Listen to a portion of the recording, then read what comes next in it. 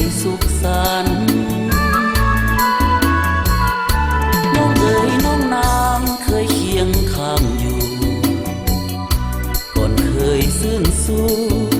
พบคู่ไม่เปลี่ยนแปรพันเจ้าลืมรสหาที่ดื่มดังเจ้าลืมน้ำคำเคยยืนมั่นความอธิษฐานหากกันจนตายกินก่อนคนเก่าที่เจ้าเคยนอนเหลือเป็นอนุสรณ์แห่งความหลังเตือนใจเห็นศาสตร์มอนห้างที่นางมุนหอมกินเนื้ออุ่นยังจำได้เคยจูบลูบไหลมันนาง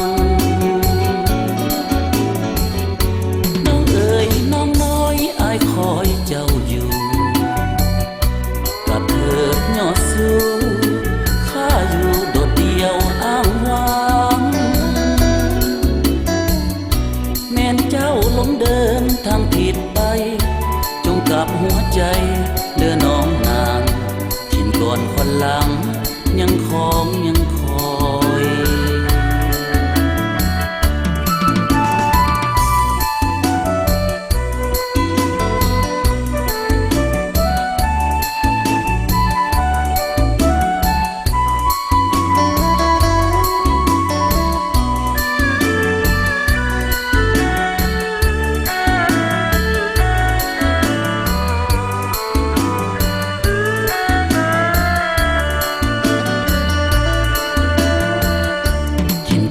คนเก่าที่เจ้าเคยนอนเหลือเป็นอนุสรณ์แห่งความหลังเตือนใจ